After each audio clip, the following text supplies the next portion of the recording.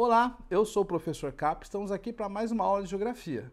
Nosso tema de hoje é a nova ordem mundial, blocos econômico e geopolítica. Quando acabou a ordem da Guerra Fria, o mundo teve uma nova ordem. Antes era bipolar, Estados Unidos e União Soviética, e agora temos um multipolar, mais de um polo mandando no mundo, ok? E aí nós vamos reparar o seguinte, antes nós podemos ver como estavam os países, e aqui eu vou ter um novo sistema de separação do mundo, onde eu vou encontrar os Estados Unidos, a União Europeia e o Japão como principais países emergentes nessa nova ordem. Também, alguns autores vão dizer que essa nova ordem geopolítica é um período mais complexo, porque as coisas mudam muito mais rápido também. E também vão chamar de uma nova desordem mundial. Bom, essa ordem multipolar, o que ela tem de característica? Grandes potências disputam o poder econômico, como eu já citei para vocês. Disponibilidade de capitais, o pessoal tem mais dinheiro. Avanço tecnológico, esses países têm tecnologia mais avançada que outros. Mão de obra mais qualificada. Produzem melhor, com melhor qualidade, e também dá para competir com isso. E influenciam os novos padrões de poder no mundo. E aí eu vou ter o fortalecimento dos blocos econômicos e vai aparecer a globalização. Como é que isso funciona? Isso funcionou da seguinte forma. Alguns países, estados-nação, eles vão ter mais poder e, consequentemente, as grandes empresas também vão ter suas fábricas em outros países. Vamos agora falar um pouco de regionalização por blocos econômicos. O que significa regionalizar? Significa eu separar, dividir um lugar de uma forma com critérios que eu entenda o que eu estabeleci. E o pessoal resolveu estabelecer por afinidades comerciais entre esses povos que nós podemos perceber aqui. Qual é o principal intuito do bloco econômico? O principal intuito é a associação de países com o objetivo de ampliar suas relações econômicas, isso também de comércio, de cultura. Quais seriam elas? Vamos entender. Basicamente, uma zona comercial, uma área de livre comércio, uma união aduaneira, um mercado comum, união econômica, monetária e depois a final. Zona comercial preferencial, eu tenho que reduzir as tarifas. Numa área de livre comércio, também vou reduzir as tarifas. União aduaneira. Aduaneira significa dos portos, aeroportos, dos portos normais, na área de fronteira de um com o outro, né? Cotas, até quanto que eu posso mandar para lá ou não, para não atrapalhar a indústria daquele país. Um mercado comum, liberdade para a gente poder comercializar com os outros países, naquele grupo de países. Uma união econômica e monetária tentou-se fazer na União Europeia. E a econômica final, que seria fiscal da questão das tarifas e também da política e econômica.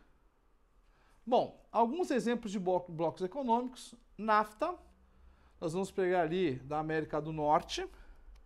São esses daqui, que você já está vendo aqui comigo no mapa. Depois eu vou ter a União Europeia, Mercosul e o pessoal da Ásia. Nós vamos trabalhar depois, Mercosul e o continente africano, nós vamos trabalhar mais os BRICS numa próxima aula. Bom, para você ver um pouco mais ampliado os blocos, eu gostaria de fazer um destaque aqui para o seguinte. Além da economia, repara comigo aqui a questão do petróleo. Como o petróleo é importante, né, como fonte de energia e como fonte de matéria-prima para a indústria química. Bom, uma outra forma de nós entendermos essa nova dinâmica do mundo é separar os países ricos e pobres, chamados Norte e Sul, mas não, é simbólico isso, não é pela linha do Equador não, vamos explicar. Aqui você repara comigo o seguinte, países do Norte, né, o continente europeu ali, Estados Unidos e Canadá, os mais ricos embaixo, a Austrália com exceção. E aqui, com o risquinho, nós vamos pegar os países emergentes. Opa, um novo conceito emergente? Vamos entender. Países desenvolvidos, o nome mesmo já fala. Eles têm melhor renda, têm um padrão de vida melhor, têm bastante desenvolvimento tecnológico e também são sedes de grandes empresas multinacionais. Emergentes, a palavra é emergente, sair, estão saindo da pobreza. Um outro termo que a gente podia... O Brasil é um desses, tá? Um termo que a gente podia usar também, país em desenvolvimento. Mas hoje, o correto seria dizer emergentes. Baixa renda por pessoa, baixo padrão de vida, desenvolvimento tecnológico mediano e também presença de indústrias. Já nos subdesenvolvidos, o nome fala sub, abaixo desenvolvidos, baixa renda, baixo padrão de vida, grande dependência tecnológica e pouca coisa de indústria. Aqui mais uma forma de a gente entender isso. Agora, vocês reparem comigo aqui, ó. Olha que interessante. Os ex-países da União Soviética estão nesse grupo, né? Alguns emergentes também vão aparecer. Então, vamos reparar aqui os países africanos também, aqui, ó, menos avançados ainda, estagnados, questão de guerras, revoluções que eles têm lá dentro. Essa forma clássica de entender a divisão norte e sul. Bom, aqui eu tenho o globo dividido. Os países do hemisfério norte com as indústrias e riquinhos. E os países do hemisfério sul, mais na questão de produtos ligados a recursos naturais, né, de extrativismo. E você repara que a população não tão bem vestida. Então vamos lá. Esses países, quais, historicamente, eles eram as antigas metrópoles, países exploradores. E os outros? Explorados, as colônias de exploração, como o Brasil. Eles têm grande concentração de PEA no comércio e na indústria. O que é PEA? População economicamente ativa. O que quer dizer isso? São as pessoas que realmente trabalham. Não vai levar em conta os estudantes nem os aposentados. Tem investimento em tecnologia, já nos países do outro lado, tem poucas, depende do capital estrangeiro. Repara comigo aqui, olha só que interessante. Os centros, Estados Unidos, com tecnologia, a Europa, o Brasil, o caso aqui que nós temos aqui, São Paulo, é a questão da USP, da Unicamp, né, são polos de tecnologia que nós temos aqui. E vê lá o Japão também, a Índia também e a China aparecendo aí. Tem melhor distribuição de renda, ou seja, mais consomem mais, os outros poucos com muito e muito com poucos, a distribuição de renda não é boa lá nos países, então também vou ter menos consumo. Uma infraestrutura, estradas, pontes, o transporte de mercadorias melhor elaborado, e lá eu vou ter setores carentes em transportes. Aqui o trem-bala na França, né, o tipo de transporte. Desenvolvidos, aqui, por exemplo, na Noruega, o IDH melhor. Repara que eu tenho pouca quantidade de gente, 20% da população, com renda abaixo. Então, eu tenho melhor distribuição de renda na Noruega. Nos desenvolvidos também tem a questão do consumo de alimentos. O pessoal come mais. Nos países pobres, o pessoal vai comer menos.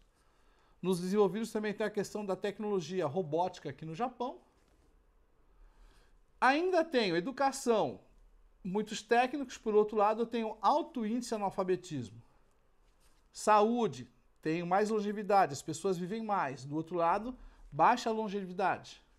Segurança, um melhor tipo de segurança. Nos outros lugares eu tenho mais violência, muitos homicídios, agressões. Aqui eu tenho mais água tratada e esgoto. Lá nem todos têm acesso à água potável. Haja visto aqui na Baixada Santista temos lugares que não tem água tratada. Com relação às moradias, eu tenho pessoal que tem mais acesso à moradia, até um sistema de financiamento, moradia melhor. E nos países pobres eu vou ter comunidades, as antigas favelas, e habitações supernormais, ou seja, os cortiços sem condições boas de saúde para se viver lá. Os indicadores, vocês vão reparar comigo, dá uma olhada só que interessante. Os países como Estados Unidos, aqui a União Europeia, todos eles, e o Japão, todos eles estão dentro de melhor esperança de vida, mais produto interno bruto, alfabetização melhor e também menos desigualdades. O Brasil já aparece aqui com um alto grau de desigualdade. Oportunidade para mais gente. Aqui só para os que têm mais recursos, aqueles que conseguem uma educação melhor, se esforçam mais, não pelo mérito só, mas as oportunidades acabam tendo melhores postos de trabalho. Mais igualdade e direitos universais. Do outro lado, eu vou ter A lei é igual para todos, mas parece que alguns são mais iguais que outros, alguns têm privilégios, né? A gente vê isso na televisão, nos noticiários, sobre a questão do pessoal, crime do colarinho branco, né? Que às vezes os políticos não são punidos. Você está entendendo o que eu estou falando? E também vai a questão da influência, se você tem poder, se você tem dinheiro, também isso tem a ver. Aqui, nos países subdesenvolvidos, dá uma olhada como é que o trânsito é caótico, até as próprias construções. Aqui o pessoal vindo na Índia, né, de trem, depois de uma reunião numa mesquita, dá uma olhada aqui, depois a gente reclama da Baixada Santista, mas e o pessoal, para eles isso acontece, é comum. A questão também da desnutrição, nem todo mundo tem acesso ao alimento. Veja só, 180 milhões de pessoas sofrem de desnutrição no mundo. A questão ainda da distribuição das pessoas passando necessidade no mundo, né, subnutrida. Por fim, a gente vê aqui a questão no Brasil de pobreza e riqueza vivendo lado a lado. E as escalas aqui, como isso tem acontecido nas classes sociais. Ainda, terminando, igualdade racial e de gênero. Aqui nós temos um preconceito e racismo e aceitamos mais os estrangeiros. E nos países ricos, a gente vê na Europa, a xenofobia, a aversão aos estrangeiros. Tem acontecido muito isso na França. Bom, a questão dos setores por economia, né? Setor primário, secundário e terciário. Setor primário é a primeira coisa, o que vem da terra. Secundário, eu vou transformar essa matéria-prima num produto. E depois, no setor terciário, eu vou comercializar esse produto. Essas são as atividades relacionadas, setor primário, secundário e terciário. E o que a gente falou mais ou menos, como é que esses países utilizam, né? Os países mais industrializados, parcialmente, ou não industrializados.